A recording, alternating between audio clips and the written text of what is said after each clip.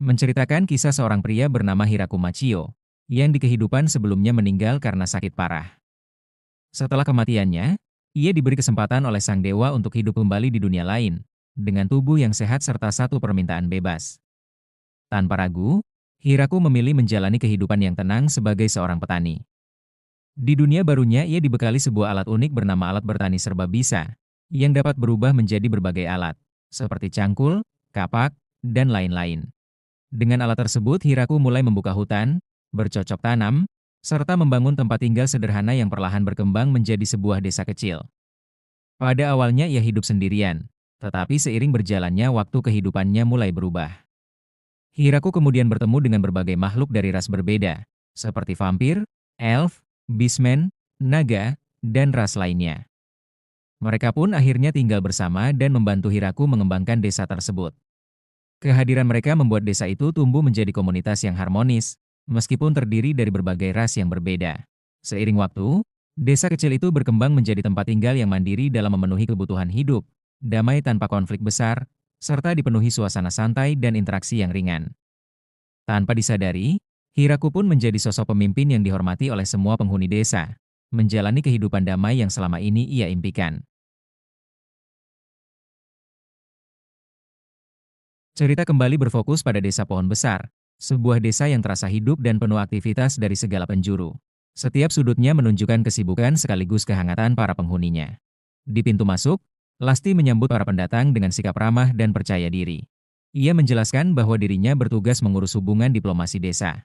Dengan santai, ia juga mengungkapkan bahwa wujud aslinya adalah seekor naga yang sangat kuat, meskipun kini tampil sebagai manusia.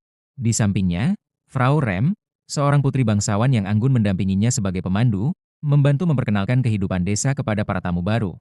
Perjalanan berlanjut menuju area pertanian. Di sana, suasana terasa lebih santai dan menyenangkan. Seekor anak laba-laba milik Zabuton terlihat duduk di atas pohon, mengayunkan kakinya dengan riang seolah ikut menyapa siapa saja yang lewat. Tak jauh dari situ, Lasti menunjukkan hamparan ladang luas yang membentang tanpa batas, menjadi bukti kemakmuran desa. Di bagian lain, Sena yang mewakili kaum bismen tampak memperkenalkan kebun tomat. Meski terlihat gugup dan sedikit pemalu, justru itulah yang membuat suasana menjadi hangat dan menggemaskan. Sementara itu, para gadis High Elf bekerja dengan penuh semangat, merawat tanaman dengan teliti dan penuh dedikasi. Tak kalah penting, selain desa bergerak perlahan di sekitar area, membersihkan kotoran dan menjaga lingkungan tetap rapi. Walaupun sederhana, peran mereka sangat besar bagi kenyamanan seluruh desa. Di bidang kerajinan, para kurcaci terlihat sibuk bekerja. Donovan bersama Cross dan Wilchos menjelaskan bahwa mereka bertanggung jawab menciptakan minuman alkohol berkualitas tinggi. Sementara itu, ia, pemimpin elf gunung, menambahkan bahwa kelompoknya fokus pada pekerjaan detail seperti pembangunan dan berbagai kerajinan. Di sisi lain desa, suasana ceria terasa dari tawa anak-anak. Anak-anak bismen bermain bersama anak-anak serigala milik Kuro, menciptakan pemandangan yang hangat dan penuh kebahagiaan. Namun ada juga momen lucu, ketika Hakuren sang naga kuno yang seharusnya mengajar, justru tertidur pulas di mejanya. Suasana kemudian berpindah ke rumah Hiraku yang tampak sibuk. Rurushiru, putri vampir sekaligus istrinya, mengatur berbagai hal agar semuanya berjalan lancar. Tak lama Tia dan Ria datang membawa kabar, bahwa mereka sedang mempersiapkan diri menghadapi kedatangan gelombang besar penduduk baru. Di dekat mereka, Flora datang sambil merekam aktivitas desa menggunakan alat sihir berbentuk kamera. Tujuannya adalah membuat video panduan bagi para pendatang, agar mereka bisa beradaptasi dengan lebih mudah. Sebagai kepala desa, Hiraku kemudian menyampaikan sambutan hangat kepada semua orang. Ia ditemani oleh Kuro, serta Zabuton yang tengah sibuk menyiapkan pakaian berkualitas tinggi. Di tengah kesibukan itu, Hiraku sempat merenung. Dulu ia hanya menginginkan kehidupan sederhana sebagai petani, setelah lama menderita penyakit di kehidupan sebelumnya. Namun takdir membawanya ke dunia baru yang penuh bahaya, sebuah dunia fantasi yang justru mengubah hidupnya menjadi jauh lebih besar dari yang pernah ia bayangkan. Walaupun awalnya hanya berangkat dari keinginan hidup tenang, Hiraku akhirnya mampu membangun desa dari nol bersama para rekannya. Sedikit demi sedikit, tempat itu berkembang hingga menjadi pemukiman terkuat di dalam hutan. Kesibukan pun meningkat drastis ketika muncul kabar bahwa sekitar 100 penduduk baru akan segera datang. Menyadari desa yang ada tidak lagi cukup menampung semuanya, Hiraku mengambil keputusan penting. Mereka harus membangun desa baru. Ria segera bergerak mencari lokasi yang tepat, sementara Hiraku mulai membuka lahan dengan menebang pohon. Di sisi lain, keluarga serigala milik Kuro diberi tugas berburu untuk memastikan persediaan makanan tetap aman. Di dapur, Anne berhasil menciptakan makanan kering yang tahan lama, sebuah terobosan penting untuk mendukung rencana ekspansi. Namun tidak semua berjalan mulus. Di ruang administrasi, suasana berubah kacau. Roaju dan Rosalind terlihat kelelahan, dikelilingi tumpukan dokumen yang tak kunjung selesai. Hiraku datang membawa makanan untuk memberi semangat, tetapi justru terjadi hal tak terduga. Hakuren iseng menggelitik hidung Lasti, yang spontan bersin dan mengeluarkan api. Dalam sekejap, seluruh dokumen terbakar habis. Kejadian itu membuat para petugas hampir putus asa karena harus mengulang semuanya dari awal. Untungnya, keadaan mulai membaik saat Flora datang bersama sekelompok gadis dari kerajaan iblis. Meski sempat kebingungan dengan aturan desa yang terkesan unik, mereka tetap membantu menyusun ulang data hingga pekerjaan kembali normal. Setelah tugas selesai, para gadis itu mencoba mendekati hewan peliharaan Hiraku. Namun keberanian mereka langsung runtuh. Mereka pingsan seketika saat melihat Kuro dan laba-laba raksasa. Tak lama kemudian, Grand Maria turun dari langit membawa kabar baik. Wilayah sekitar desa aman dari ancaman. Sementara itu di tepi sungai, Ria menjelaskan alasan pemilihan lokasi desa baru. Tempat itu dipilih di bagian hilir dan agak jauh dari sumber air utama. Tujuannya jelas, sebagai langkah pencegahan agar pendatang baru tidak menguasai sumber air atau memicu pemberontakan. Semua keputusan itu diambil demi melindungi Hiraku dan pohon besar yang menjadi pusat desa. Di bagian lain hutan, para lizardman dan elf tengah berjuang keras. Mereka mencoba menebang pohon-pohon besar, tetapi kekuatan mereka tidak cukup untuk pekerjaan seberat itu. Melihat hal tersebut, Hiraku pun ikut turun tangan membantu. Dengan alat bertaninya yang merupakan sebuah senjata ilahi, ia menumbangkan pepohonan dengan mudah dan membuka jalur lebar hanya dalam hitungan menit. Setelah itu, mereka sepakat membangun jembatan kayu ringan di atas sungai. Jembatan tersebut sengaja dibuat sederhana agar bisa segera dihancurkan jika ada monster berbahaya mencoba menyeberang sehingga keamanan desa tetap terjaga. Seiring waktu berjalan, pembangunan terus menunjukkan kemajuan pesat.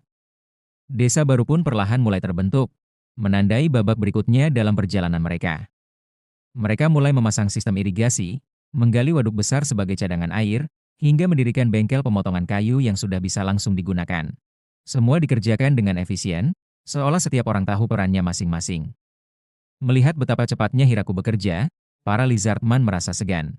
Dengan penuh hormat, mereka memintanya untuk beristirahat sejenak dan menyerahkan pekerjaan pembangunan rumah kepada mereka.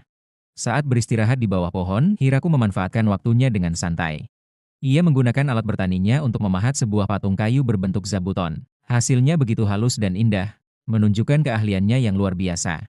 Tak lama, Rurushiru datang sambil menggendong putra mereka, Alfred. Melihat keduanya, Hiraku tersenyum hangat. Ia teringat masa-masa awal ketika harus membangun rumah kayu kecil sendirian tanpa bantuan siapapun, bahkan tanpa menggunakan satu paku pun. Kenangan itu terasa jauh dibandingkan dengan kondisi sekarang. Di sisi lain, para elf dan lizardmen memanfaatkan sihir tingkat tinggi untuk mempercepat pembangunan. Sementara itu, Anne datang membawa makanan lezat untuk semua pekerja, menambah semangat mereka. Tak butuh waktu lama, desa baru pun akhirnya selesai dibangun dan siap untuk digunakan. Namun ketenangan di desa utama tiba-tiba terusik. Seekor naga besar muncul dengan aura yang mengintimidasi.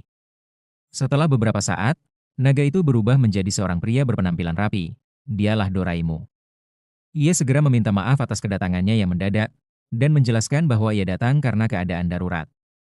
Doraimu kemudian memperkenalkan rombongan besar Minotaur yang dipimpin oleh Gordon berjumlah 72 orang. Hiraku sempat terkejut, karena Minotaur yang ia bayangkan seharusnya adalah monster berkepala banteng. Namun di dunia ini, mereka terlihat seperti manusia raksasa berotot dengan tinggi lebih dari 2 meter. Dengan nada penuh kesedihan, Gordon menjelaskan bahwa kaumnya telah diusir dari desa asal mereka. Mereka terpaksa bertahan hidup di hutan berbahaya sebagai pengungsi, hingga akhirnya diselamatkan oleh Doraimu.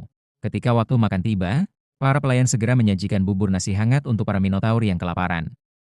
Narv, seorang lizardman yang paham kebutuhan mereka, menawarkan diri untuk membantu mengatur pola makan mereka. Masalah baru muncul saat Hiraku mencoba menempatkan mereka di rumah yang ada. Ukuran tubuh para Minotaur terlalu besar untuk bangunan standar. Akhirnya, tanpa banyak pilihan, Hiraku memutuskan untuk menampung seluruh 72 Minotaur di rumah pribadinya. Akibatnya, rumah itu menjadi sangat padat dan penuh kekacauan. Belum sempat situasi mereda, Frau Rem datang dengan tergesa-gesa membawa kabar penting. Ayahnya, Bizel Krom, akan segera tiba. Tak lama kemudian Bizel benar-benar muncul, terlihat sangat kelelahan. Ia hampir kehabisan mana karena terus menggunakan sihir teleportasi demi menyelamatkan kelompok pengungsi lainnya. Bersamanya, Ia membawa 104 centaur yang dipimpin oleh seorang wanita bernama Glatz Britoa. Namun berbeda dengan yang lain, Glatz menunjukkan sikap angkuh. Ia menuntut perlakuan istimewa dan mengaku memiliki hubungan dengan keluarga bangsawan berpangkat tinggi, membuat suasana menjadi semakin tegang. Hiraku yang terbiasa hidup sederhana, jelas tidak terlalu memahami tata krama kaum bangsawan. Ia hanya bisa kebingungan menghadapi sikap Glatz yang menuntut perlakuan khusus. Melihat keadaan mulai tidak nyaman, Rashashi, salah satu petugas administrasi desa, langsung mengambil alih situasi dengan penuh percaya diri. Dalam percakapan pribadi, ia menegur Glatz dengan nada sopan namun tegas, mengingatkannya untuk tidak bersikap seolah-olah berkuasa, karena saat ini ia hanyalah seorang pengungsi. Awalnya Glatz hendak membalas dengan kemarahan. Namun suasana mendadak berubah, ketika Rashashi mengungkapkan jati dirinya sebagai putri bangsawan dengan kedudukan yang jauh lebih tinggi. Mendengar hal itu, Glatz langsung terdiam ketakutan, dan akhirnya menyadari kesalahannya. Ia pun segera meminta maaf kepada Hiraku. Setelah masalah itu mereda, Rashashi meminta izin untuk menangani dan mendisiplinkan para centaur agar lebih tertib. Hiraku pun menyetujuinya tanpa ragu. Namun, persoalan belum benar-benar selesai. Mereka segera menyadari bahwa para centaur tidak mungkin tinggal di rumah biasa. Dengan tubuh bagian bawah seperti kuda besar, mereka tidak bisa melewati pintu sempit atau menggunakan tangga. Situasi ini membuat semua orang kembali berpikir keras. Rurushiro kemudian mengusulkan solusi sementara, menempatkan para centaur di ruang bawah tanah milik kaum Lamia. Meski bukan solusi ideal, setidaknya itu bisa menjadi tempat tinggal sementara. Mendengar semua ini, Ria terlihat putus asa. Desa baru yang telah dibangun dengan susah payah ternyata belum bisa digunakan sebagaimana mestinya. Sementara itu, di pintu masuk desa, Lasti datang membawa rombongan yang tak biasa. Sekelompok gadis muda tanpa alas kaki berjalan bersama sepotong kayu misterius yang bisa berbicara, dan memperkenalkan dirinya sebagai Ego. Ego menjelaskan bahwa para gadis tersebut adalah roh pohon langka. Mereka memiliki kemampuan unik untuk berubah menjadi pohon, guna menghindari serangan para monster. Namun, mereka kehilangan tanah asal akibat ulah manusia serakah yang menebangi hutan secara besar-besaran, menyebabkan kerusakan lingkungan dan banjir. Akibatnya, mereka pun terpaksa mengungsi dan melintasi wilayah berbahaya. Kembali ke area pertanian, Hiraku mencoba bersikap ramah dengan menawarkan makanan desa kepada mereka. Namun Ego menjelaskan bahwa para roh pohon tidak membutuhkan makanan seperti makhluk lain. Untuk bertahan hidup, mereka hanya memerlukan 3 hal: air bersih, sinar matahari, dan tanah yang subur. Para gadis itu kemudian berjalan ke ladang tanpa alas kaki. Mereka menancapkan kaki ke dalam tanah, seolah menyatu dengan bumi. Tak lama, senyum puas terlihat di wajah mereka. Mereka benar-benar hidup layaknya tumbuhan, melakukan proses seperti fotosintesis. Hiraku yang masih berpikir dengan cara pandang manusia modern, sempat ingin membangun rumah khusus dengan jendela kaca besar, agar mereka tetap mendapat sinar matahari. Namun, Ego menolak usulan tersebut. Ia menjelaskan bahwa para roh pohon justru merasa lebih nyaman hidup langsung di alam terbuka, bersentuhan dengan tanah asli. Saat malam tiba, Hiraku menatap sekeliling rumahnya dan langsung menyadari satu hal: semuanya berantakan. Para minotaur bertubuh besar terpaksa tidur berdesakan di dalam rumahnya, dengan posisi yang tidak nyaman. Di luar, para centaur beristirahat di kandang, sementara para roh pohon justru menanam diri mereka di ladang gelap seperti tanaman yang sedang tumbuh. Ironisnya, desa baru yang sudah dibangun dengan rapi dan indah di tengah hutan justru masih kosong tanpa penghuni. Menyadari keadaan itu, Hiraku duduk bersama Ria dan mulai memikirkan solusi. Mereka sepakat bahwa diperlukan bangunan khusus dengan ukuran besar, yang memang dirancang untuk menampung minotaur dan centaur dengan nyaman. Alih-alih merasa lelah, Ria justru terlihat semakin bersemangat. Matanya berbinar penuh antusias, seolah tantangan ini adalah kesempatan emas untuk menciptakan desain baru yang belum pernah ada sebelumnya. Menjelang akhir hari, suasana berubah menjadi lebih tenang. Rashashi terlihat berbicara serius dengan Glatz Britoa. Kali ini, sikap Glatz sudah jauh berbeda. Ia menundukkan kepala dan dengan tulus mengatakan bahwa dirinya tidak lagi memikirkan status atau kedudukannya. Baginya, yang terpenting adalah keselamatan anak-anak centaur yang kini berada di desa itu. Mendengar itu, Rashashi tersenyum lembut.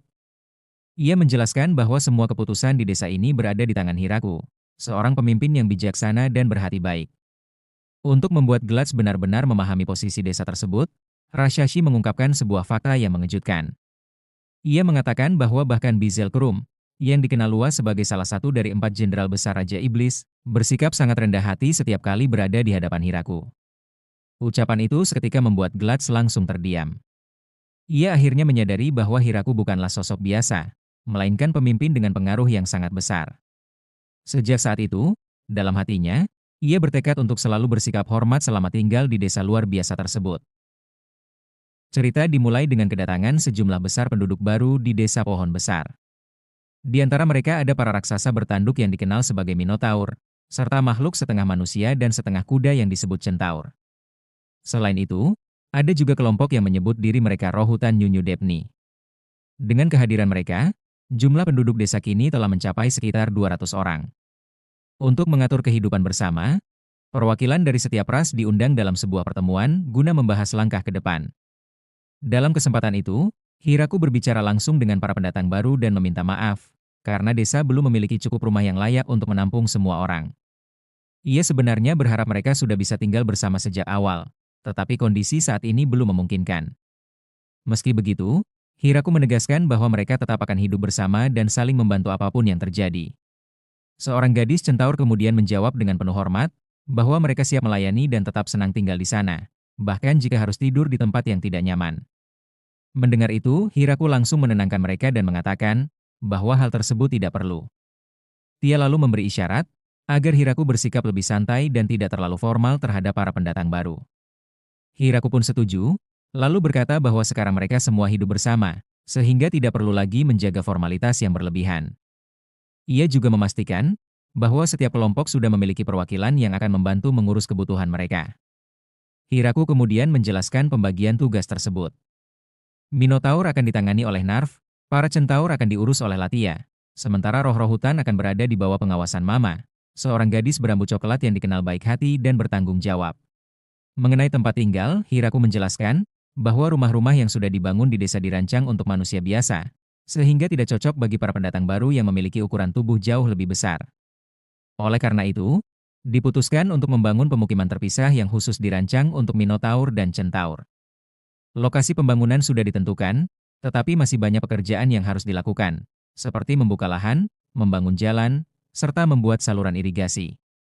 Hiraku pun meminta bantuan semua orang untuk mempercepat proses tersebut.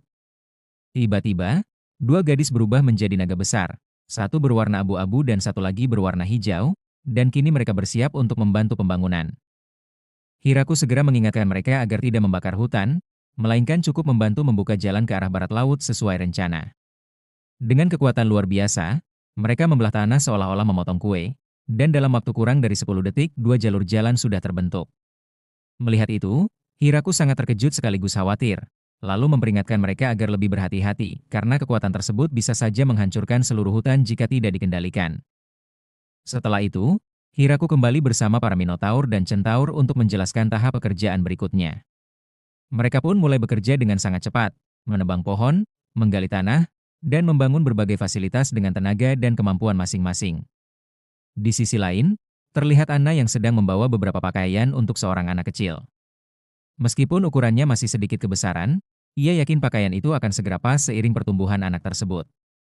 Sementara itu, para Minotaur terus bekerja membangun rumah mereka.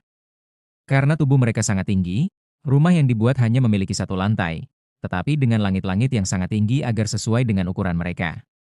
Tinggi rata-rata para Minotaur mencapai sekitar 5 meter. Saat Hiraku membayangkan dirinya berdiri di samping mereka, ia merasa seperti bayi kecil karena perbedaan ukuran yang begitu jauh. Oleh karena itu, semua fasilitas harus dirancang khusus, termasuk tempat tidur. Tempat tidur untuk para Minotaur dibuat dengan ukuran besar dan bentuk yang disesuaikan, agar tanduk mereka tidak menyentuh tanah saat beristirahat. Sementara itu, pembangunan desa ketiga juga mulai dilakukan, yang diperuntukkan bagi para Centaur. Karena bentuk tubuh mereka menyerupai kuda, rumah biasa jelas tidak cocok. Sebagai gantinya, bangunan yang menyerupai kandang besar dianggap lebih sesuai untuk kebutuhan mereka. Namun, muncul masalah pada bagian pintu, karena tubuh mereka yang panjang membuat mereka mudah menabrak saat masuk. Untuk mengatasi hal ini, diputuskan untuk menggunakan tirai yang bisa dibuka dan ditutup sebagai pengganti pintu tradisional. Adegan kemudian beralih ke Alfred dan ibunya. Alfred yang masih bayi sedang dalam suasana hati yang buruk, sehingga seorang pelayan berusaha menghiburnya dengan bermain bersamanya hingga ia kembali tenang. Ibunya pun memperhatikan dengan seksama, seolah belajar bagaimana cara menenangkan anaknya. Hari demi hari berlalu, hingga tanpa terasa 1 bulan penuh telah terlewati. Semua orang bekerja keras demi menyelesaikan pembangunan kedua desa baru tersebut.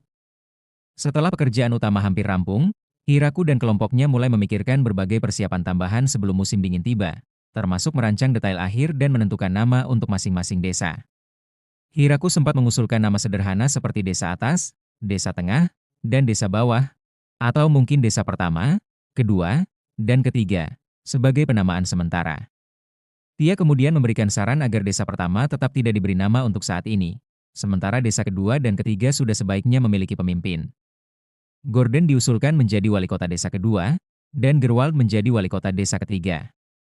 Dari sini, mereka mulai mempertimbangkan pembentukan struktur hierarki yang lebih jelas dalam komunitas mereka. Di tengah diskusi tersebut, Mama datang sambil membawa beberapa batang kayu dan bertanya kapan desa untuk bangsanya akan dibangun. Hiraku menjelaskan bahwa mereka tidak berencana membangun desa khusus untuk kaum Neonio.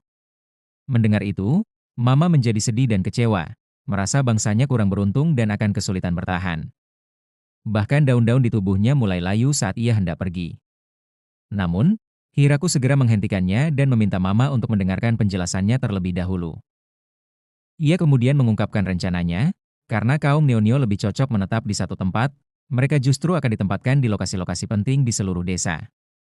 Mereka akan bertugas memantau keadaan dan mengirimkan informasi secara telepati, terutama dari menara pengawas.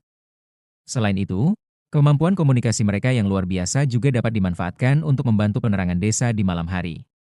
Mendengar penjelasan ini, peran kaum Neonio justru terlihat sangat penting. Tak lama kemudian, Narf datang membawa kabar kurang baik, menjelaskan bahwa ada masalah terkait pertahanan desa. Minotaur dan Centaur ternyata tidak cocok untuk berburu. Minotaur pada dasarnya adalah ras yang damai, meskipun beberapa mampu bertarung, mereka bukan pemburu yang baik. Sementara itu, banyak Centaur adalah pengungsi yang bahkan kesulitan untuk membela diri. Di sisi lain, hutan di sekitar desa dipenuhi oleh serigala, sehingga berbahaya jika mereka keluar tanpa perlindungan. Situasi ini membuat mereka harus memperkuat pertahanan desa dan membatasi aktivitas berburu. Mama juga menambahkan bahwa meskipun musuh tidak terlalu kuat, mereka sering menggunakan taktik penyergapan sehingga tetap berbahaya. Selain itu, keterbatasan dalam kecepatan dan mobilitas membuat beberapa kelompok sulit menghadapi ancaman tersebut secara langsung. Akhirnya, diputuskan bahwa tugas berburu akan diserahkan kepada Kuro dan kelompoknya yang lebih ahli dalam hal tersebut. Sementara itu, yang lain akan fokus pada kegiatan yang lebih aman, seperti bertani dan membangun, demi menjaga kelangsungan hidup desa secara keseluruhan. Mereka mulai membajak lahan dan bekerja keras di setiap desa dengan tujuan agar semua orang bisa mandiri, bahkan tanpa bergantung pada perburuan. Berbagai jenis tanaman pun mulai ditanam, seperti gandum, jagung, tomat, mentimun, paprika, dan masih banyak lagi. Namun, ada satu rahasia yang hanya diketahui oleh Hiraku. Ia memiliki alat ajaib yang tidak bisa digunakan oleh orang lain, yang mampu menggemburkan tanah dengan mudah dan membuat pekerjaan bertani menjadi jauh lebih ringan. Meski begitu, karena alat tersebut tidak bisa dipakai oleh penduduk desa lainnya, mereka tetap harus belajar bertani dengan cara biasa dan beradaptasi tanpa bergantung pada keajaiban itu. Pembahasan kemudian berfokus pada penanaman gandum, yang dianggap cocok karena musim dingin akan segera tiba. Salah satu Minotaur menyebutkan bahwa ia pernah membantu bertani di desa sebelumnya. Hiraku langsung antusias dan mengira ia seorang ahli, tetapi Minotaur itu dengan rendah hati mengatakan bahwa dirinya hanyalah petani biasa. Ia menjelaskan bahwa gandum adalah tanaman yang bisa tumbuh selama musim dingin dan dipanen sebelum musim panas tiba, berbeda dengan tanaman seperti nanas yang tidak cocok dengan cuaca dingin. Ia juga menambahkan bahwa meskipun manusia bisa menanam dan merawat tanaman, pada akhirnya hasil panen tetap bergantung pada kehendak dewa. Di sisi lain, para Centaur mulai mengambil peran penting dalam logistik pertanian dengan menciptakan sistem pengiriman. Dengan kecepatan alami mereka dan bantuan jalan yang baru dibangun, proses distribusi hasil pertanian menjadi sangat efisien. Jalur-jalur pintas yang dibuat juga sangat membantu mempercepat pekerjaan. Para Centaur dewasa ditugaskan untuk pengiriman rutin, sementara yang lebih muda diingatkan agar tidak gegabah dan selalu mengutamakan keselamatan daripada kecepatan. Suatu hari, Hiraku didatangi oleh Gruwald yang penasaran tentang seekor kuda di pertanian, bertanya dari mana asal kuda itu. Hiraku menjelaskan bahwa ia membelinya dari seorang pedagang dengan harga murah karena sejak lama ingin menunggang kuda. Namun, Kuda tersebut ternyata tidak mau menurut dan sulit dikendalikan. Hiraku kemudian meminta bantuan agar seseorang bisa berbicara dengan kuda itu, tetapi permintaannya ditolak karena tidak ada yang bisa memahami bahasa kuda. Sebagai gantinya, Gruwald mencoba cara lain. Ia berdiri di depan kuda itu, lalu menyuruh Hiraku untuk menaiki punggungnya. Kuda itu melihat pemandangan tersebut dengan ekspresi marah, seolah merasa cemburu. Anehnya, keesokan harinya kuda itu mulai bersikap berbeda. Ia menjadi lebih jinak dan akhirnya mengizinkan Hiraku untuk menungganginya. Hal ini membuat Hiraku sangat senang, namun masalah baru muncul keesokan paginya. Gruwald yang sebelumnya hanya berniat untuk membantu justru berbalik merasa cemburu. Ia memperingatkan Hiraku agar tidak terlalu percaya pada kuda tersebut, dan bahkan menawarkan dirinya sebagai tunggangan. Mendengar itu, Hiraku hanya tertawa dan mencoba menenangkan mereka berdua. Ia berkata bahwa ia akan menunggangi mereka secara bergantian, satu hari kuda, dan hari berikutnya Gruwald. Sementara itu, di sisi lain desa, Minotaur yang berpengalaman terus membagikan pengetahuan tentang pertanian. Ia menjelaskan bahwa tanah harus dibajak dengan kuat dan benar, agar hasil panen bisa maksimal. Di tengah kesibukan itu, Hiraku juga sempat berbicara dengan Rurushiru. Ia mengungkapkan kekhawatirannya terhadap jumlah penduduk yang meningkat dengan cepat, karena hal itu bisa menimbulkan berbagai tantangan baru bagi desa mereka. Ia berharap setiap desa bisa mencukupi kebutuhannya sendiri, tetapi kenyataannya mereka masih sangat bergantung padanya. Di satu sisi, ia merasa senang karena keberadaannya begitu berarti bagi semua orang. Namun di sisi lain ia ingin mereka belajar mandiri, karena ia sadar tidak akan hidup selamanya. Mendengar hal itu, Rurushiru langsung menenangkannya dan berkata, agar Hiraku tidak berbicara seperti itu. Ia mendoakan agar Hiraku panjang umur, lalu menyerahkan Alfred sejenak kepadanya, seolah ingin mengalihkan suasana agar lebih hangat. Setelah itu, Hiraku mulai membahas masalah lain yang cukup besar di desa, yaitu ketidakseimbangan jumlah penduduk. Desa tersebut dipenuhi oleh wanita, sementara jumlah pria sangat sedikit. Banyak dari para wanita itu berharap bisa menikah, namun Hiraku mengaku bahwa upayanya untuk mendatangkan pria dari luar desa belum membuahkan hasil. Di tengah pembicaraan, salah satu Minotaur menyampaikan bahwa dari kelompok mereka yang berjumlah 72 orang, terdapat 28 laki-laki. Ia juga menanyakan, apakah desa perlu membentuk pasukan tentara untuk berjaga-jaga, mengingat kemungkinan terjadinya pertempuran di masa depan. Namun, Hiraku menolak gagasan itu karena ia tidak ingin desa berkembang dengan fokus pada peperangan. Tak lama kemudian, seorang centaur datang membawa informasi tambahan. Dari kelompok mereka, memang ada sekitar 30 laki-laki, tetapi semuanya masih muda dan belum dewasa. Para pria dewasa telah pergi berperang dan belum kembali. Mendengar hal itu, Hiraku semakin memahami betapa rumitnya situasi yang mereka hadapi.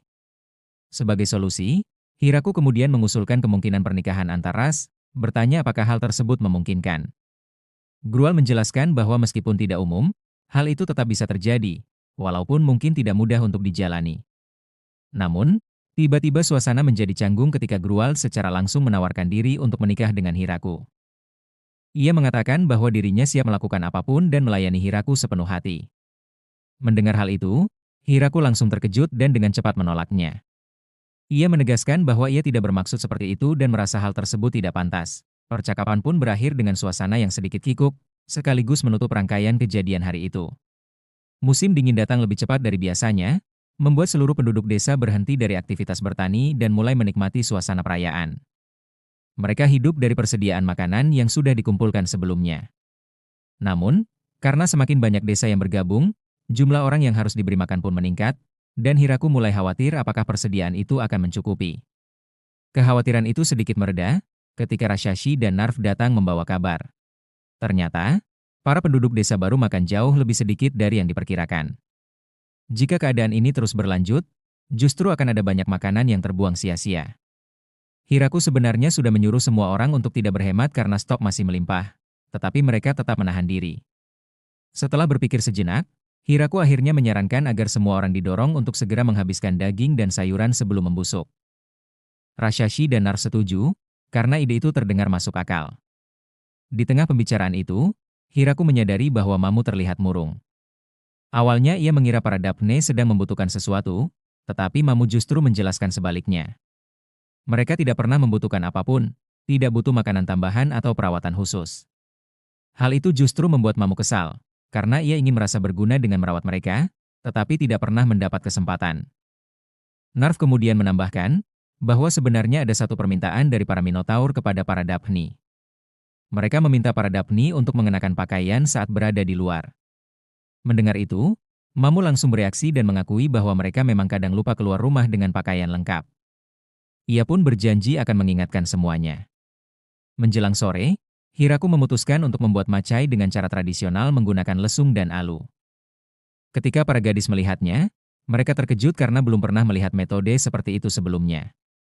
Hiraku mulai menumbuk bahan-bahan, dan para gadis memperhatikan dengan penuh rasa penasaran. Namun, tak lama kemudian, mereka tampak sedikit kecewa karena prosesnya ternyata cukup sederhana. Hanya menumbuk saja, tanpa hal yang terlalu menarik. Meski begitu, rasa penasaran mereka tetap ada, dan satu persatu mereka mencoba melakukannya. Sayangnya, karena terlalu bersemangat, mereka malah menggunakan tenaga berlebihan. Meski begitu, pada akhirnya mereka berhasil membuat macai yang lezat. Dengan saus dan bumbu yang sudah disiapkan, semua orang langsung menyantap hasilnya, dan rasanya benar-benar enak. Tidak lama kemudian, Li datang membawa kusamachi buatannya sendiri, yang dibuat dengan mencampurkan rempah-rempah harum ke dalam matcha. Hiraku mencicipinya dan mengakui bahwa rasanya juga sangat enak. Suasana menjadi semakin meriah saat Donovan datang membawa sake, karena ia mendengar mereka sedang mengolah beras dan merasa itu adalah momen yang tepat untuk berbagi minuman. Perhatian semua orang pun langsung tertuju padanya. Sejak saat itu, membuat macai menjadi salah satu kegiatan musim dingin yang menyenangkan, terutama saat cuaca cukup baik untuk beraktivitas di luar. Di antara semua orang, ternyata Gordon adalah seorang pembuat macai terbaik, meskipun hal itu tidak terlalu mengejutkan bagi siapapun. Namun, suasana santai itu berubah ketika seorang pria berbaju zirah tiba-tiba berlutut di hadapan seorang wanita Minotaur dan langsung memintanya menjadi istrinya. Wanita itu menatapnya dengan bingung dan bertanya tentang siapa dirinya. Pria berbaju zirah itu perlahan melepas helmnya, lalu memperkenalkan diri sebagai Gratz, kepala keluarga Britoa dari kerajaan iblis Galgardo. Mendengar itu, wanita Minotaur tersebut dengan tenang memperkenalkan dirinya sebagai Renana. Hiraku, yang menyaksikan semuanya dari dekat, hanya bisa bingung karena tidak benar-benar memahami apa yang sedang terjadi. Melihat situasi itu, Bizel akhirnya turun tangan dan memberi penjelasan. Ia mengatakan bahwa di kerajaan iblis, Gratz ingin membangun hubungan dengan desa pohon besar, dan menurutnya, cara terbaik untuk melakukannya adalah dengan menikahi salah satu penduduk desa. Setelah itu, Gratz menghampiri Hiraku, yang ia ketahui sebagai kepala desa, dan dengan serius meminta izin untuk menikahi Renana. Ia menjelaskan bahwa Renana sendiri yang menyuruhnya untuk meminta persetujuan Hiraku terlebih dahulu. Namun, Hiraku dengan tenang menjawab bahwa ia tidak memiliki wewenang untuk menentukan siapa yang boleh menikah dengan siapapun di desa ini. Menurutnya, orang pertama yang harus dimintai persetujuan adalah Renana sendiri.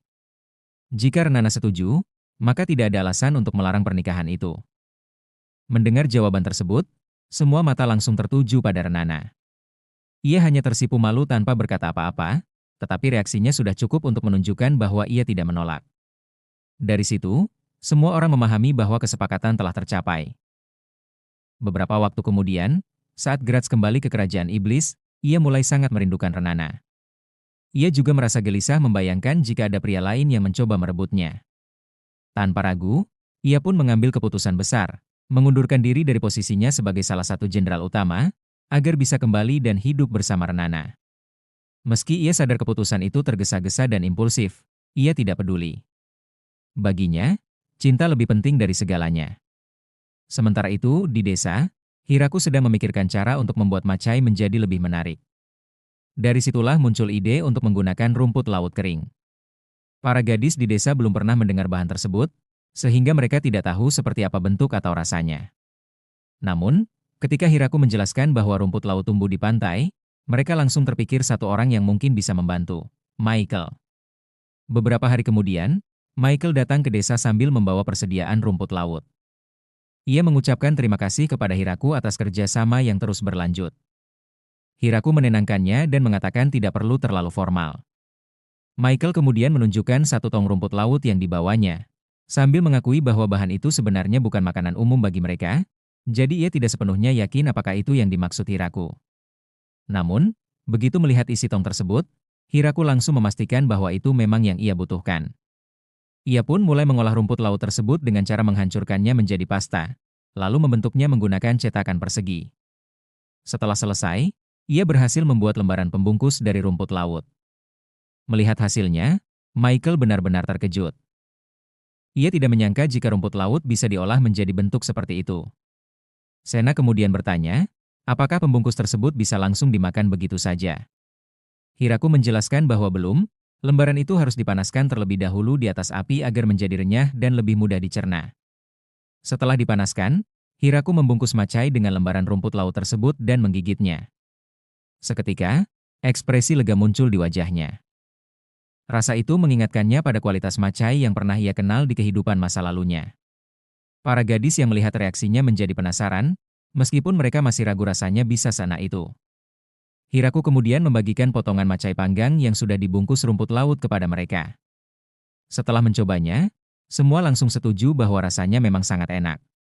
Melihat reaksi positif itu, Michael pun melihat peluang besar. Ia kemudian mengajukan sebuah tawaran. Orang-orangnya akan memanen dan mengolah rumput laut secara khusus hanya untuk Hiraku dan desa tersebut. Sebagai imbalan atas kerja sama tersebut, Michael meminta agar ia bisa menukar rumput laut dengan beberapa bahan yang digunakan untuk membuat macai. Hiraku menjelaskan bahwa ia belum bisa menjanjikan hal itu sekarang, karena mereka masih perlu menanam lebih banyak beras khusus untuk membuat macai. Meski begitu, ia tetap bersedia membicarakannya dengan penduduk desa demi membantu Michael.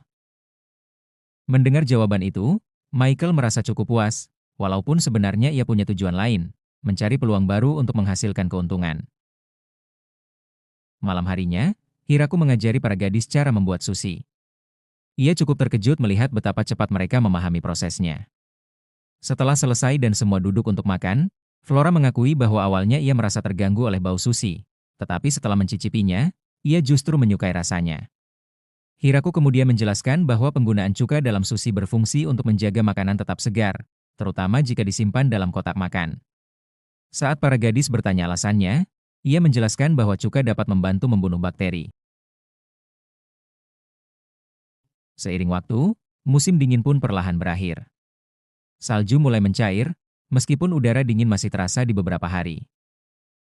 Suatu sore, Hiraku pergi ke balai desa dan menyampaikan idenya untuk membuat festival baru bagi penduduk dari desa-desa yang baru bergabung.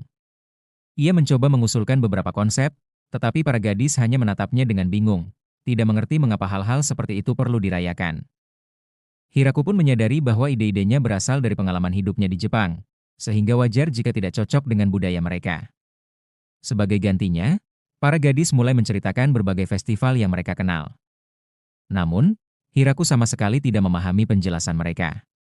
Ia akhirnya memutuskan untuk menyerahkan perencanaan festival sepenuhnya kepada mereka. Sayangnya, diskusi itu justru berubah menjadi perdebatan, karena masing-masing memiliki pendapat yang berbeda, dan sulit mencapai kesepakatan. Melihat situasi tersebut, Hiraku punya ide sederhana. Ia meminta semua orang menuliskan tradisi lokal mereka masing-masing, lalu melipat kertas itu dan memasukkannya ke dalam sebuah kotak. Setelah itu, ia mengambil satu secara acak. Hasilnya adalah sebuah ide tentang kompetisi seni bela diri. Hiraku sempat bertanya-tanya bagaimana konsep itu akan dijalankan. Flora kemudian menjelaskan bahwa kompetisi tersebut akan mempertemukan berbagai gaya bertarung yang berbeda untuk diadu satu sama lain. Mendengar penjelasan itu, Hiraku langsung tertarik.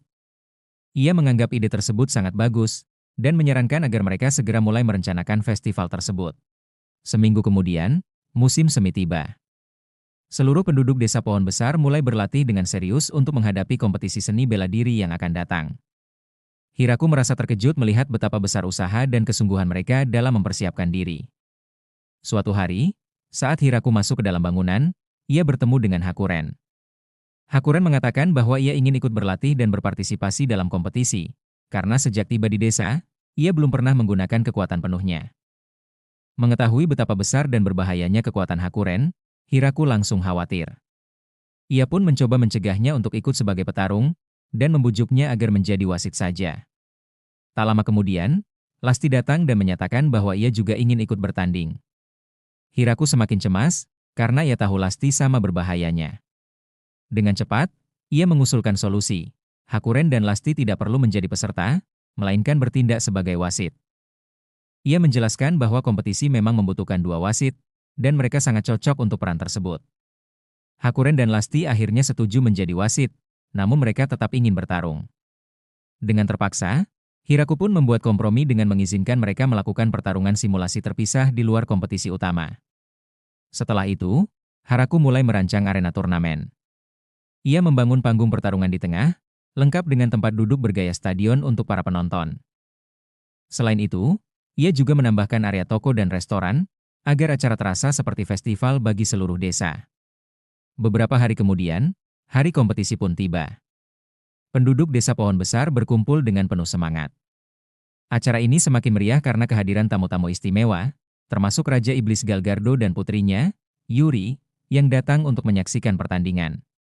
Hiraku merasa gugup saat bertemu Galgardo, karena ia tidak memahami adat istiadat para bangsa iblis.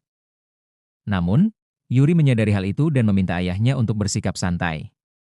Galgardo pun menanggapi dengan ramah, sehingga Hiraku merasa lebih tenang. Tak lama kemudian, Hakuren datang bersama ayahnya, Doze, yang dikenal sebagai naga legendaris sekaligus kakek Lasti.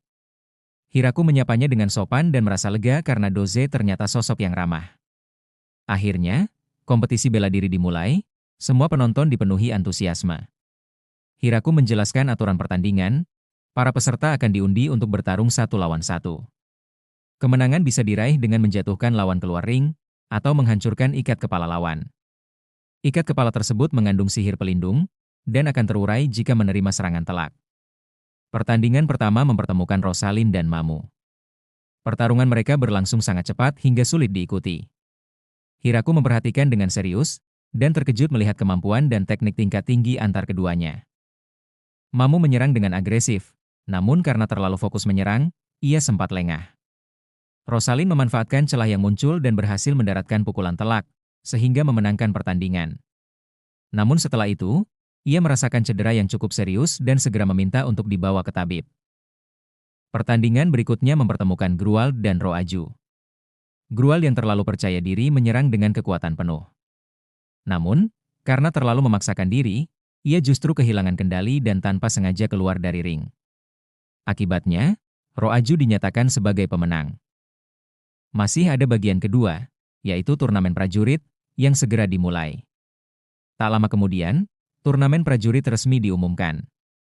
Hiraku merasa bagian ini akan lebih sederhana. Dalam turnamen ini, kemenangan hanya ditentukan melalui KO atau menyerah, tanpa batasan senjata. Hanya petarung kuat yang diizinkan ikut serta. Pertandingan pertama mempertemukan Uno, anggota Serigala Neraka, melawan Junior, seorang Lamia. Pertarungan dimulai dengan Uno langsung menyemburkan api, tetapi Junior dengan mudah menghindarinya. Ia kemudian berubah ke wujud ular sepenuhnya dan mencoba melilit Uno. Namun, Uno tiba-tiba menunjukkan wujud aslinya yang sangat mengintimidasi. Melihat hal itu, Junior tidak mampu melanjutkan pertarungan dan memilih menyerah. Ronde berikutnya adalah pertarungan antara Daga dan Makira, salah satu anak Zabuton. Daga menyerang dengan kekuatan penuh sejak awal, tetapi Makira mampu menghindari semua serangan dengan mudah. Saat menemukan celah, Makira segera menjebak Daga menggunakan jaring, dan berhasil memenangkan pertandingan. Ronde ketiga mempertemukannya melawan Garf. Garf langsung menunjukkan kecepatan dan koordinasi yang luar biasa, sehingga terlihat lebih unggul. Hiraku yang mengamati pun mengira Garf akan memenangkan pertandingan. Namun, ia menggunakan palu besar yang membuatnya lebih lambat, tetapi memberikan kekuatan serangan yang sangat besar. Ia berhasil mendaratkan satu pukulan telak yang membuat Garf terpental jauh hampir keluar arena. Garf nyaris kalah, tetapi berhasil menjaga keseimbangan dan tetap berada di dalam ring. Meski begitu, ia segera menyadari bahwa satu serangan kuat tersebut telah menguras hampir seluruh energinya. Menyadari bahwa ia sudah tidak mampu melanjutkan pertarungan secara efektif, ia akhirnya memilih untuk menyerah. Pertandingan berikutnya mempertemukan Lee melawan Grand Maria. Pertarungan ini menjadi salah satu yang paling menghibur bagi penonton. Lee menunjukkan kemampuan yang luar biasa, dan beberapa kali berhasil mengelabui Grand Maria. Ia bahkan sempat mengunci lawannya dengan teknik kuncian lengan. Namun, Grand Maria tidak tinggal diam. Ia mencoba mengangkat Lee, hanya dengan satu tangan untuk melepaskan diri. Menanggapi hal itu, Lee memanggil petir yang menyambar keduanya secara bersamaan, membuat mereka terjatuh. Karena keduanya tidak mampu melanjutkan pertarungan, pertandingan pun berakhir seri. Selanjutnya, pertarungan antara dua rival, Lucy dan Tia, akhirnya dimulai. Benturan kekuatan mereka begitu dahsyat hingga Hiraku pun bisa merasakannya. Gerakan mereka sangat cepat, bahkan sulit diikuti dengan mata biasa. Untuk mengatasinya, Hiraku menggunakan alat pertanian spesial miliknya agar bisa melihat pertarungan dengan lebih jelas. Pertarungan berlangsung sengit dan seimbang. Namun, di tengah pertarungan, Lucy lengah sesaat. Dia langsung memanfaatkan kesempatan itu untuk melancarkan serangan telak dan berhasil memenangkan pertandingan. Dengan kemenangan tersebut, dia melaju ke final dan menghadapi Makira. Namun pertandingan final berjalan tidak seimbang. Makira dengan mudah menjebak Tia menggunakan jaringnya, lalu menjatuhkannya tanpa banyak kesulitan. Dengan itu, Makira resmi menjadi pemenang turnamen prajurit. Hiraku kemudian memberikan mahkota kepada Makira sebagai tanda kemenangan, disambut sorakan meriah dari para penonton. Setelah itu, Hiraku maju untuk menyampaikan pidato penutup. Namun sebelum acara benar-benar berakhir, Lasti dan Hakuren mengingatkan tentang pertarungan simulasi yang telah dijanjikan. Hiraku pun mengizinkan mereka menggunakan arena. Saat keduanya mulai bertarung, benturan pertama langsung menghasilkan ledakan besar. Kekuatan mereka begitu dahsyat hingga getarannya bahkan terasa sampai ke kerajaan iblis. Seketika, arena pun hancur total akibat pertarungan tersebut. Meski begitu, Hakuren akhirnya dinyatakan sebagai pemenang dalam pertarungan simulasi tersebut. Pada akhirnya, Hiraku merasa lega karena tidak ada korban dalam kejadian itu, dan acara tetap berjalan meriah serta menghibur semua orang.